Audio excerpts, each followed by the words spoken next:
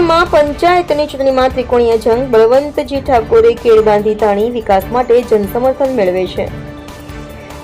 મોરિકા ગામમાં વખતે પંચાયતની ચૂંટણી સારી જ રોજદાર બની છે। 3 મજબૂત દાવેદારો વચ્ચે ત્રિકોણીય જંગ જામમાં જઈ રહ્યો છે। ગામની ગલીઓથી લઈ ચૌહાણ ચોક સુધી માત્ર એક જ ચર્ચા છે, કોણ આવશે નવો સરપંચ। બળવંતજી ઠાકોર ગામના યુવાન અને ગામ ભળાવના કડક સમર્થન। આ વખતની ચૂંટણી માટે ઘૂંટણ ઝૂકી મેદાનમાં ઉતરી પડ્યા છે। ગામમાં સમર્પિત સેવા આપી ચૂકેલા બળવંતજીએ વિકાસના વચન સાથે ઘર ઘરમાં ચાપલા મારી છે। ગામના એક વડીલે જણાવ્યું કે બળવંતજી તો ખરો રખેવાળ છે, ગામનો ક્યારેક કામ માટે કહો તો પાછળ ના હોય।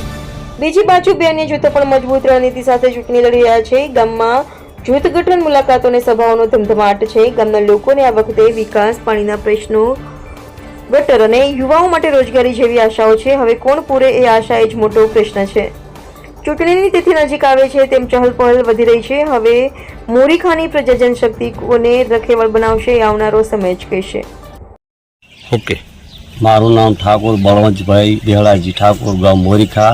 હું સરપંચ તરીકે દાવેદારી નોંધાઈ છે। 18 આલમની સાથ સહકારથી હું સરપંચ તરીકે દાવેદારી નોંધાઈ છે। તો તમામને સમાજનો સાથ સહકાર મળે એ હું ભગવાન પાસે પ્રાર્થના કરું કે બહુ જંગી મતોથી મને જીતાડે અને હું મારા બને એટલા પ્રયત્ન કરીને સારું કામ કરવાની પ્રયત્ન કરીશ।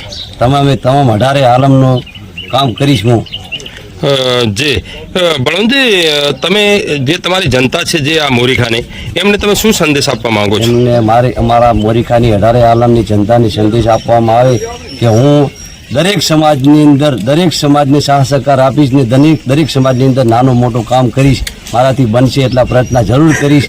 ગામની અંદર ગમે નાના મોટી અસગવડ ઊભી થાય તો એને શાંત કરવાની હું પ્રયત્ન કરીશ।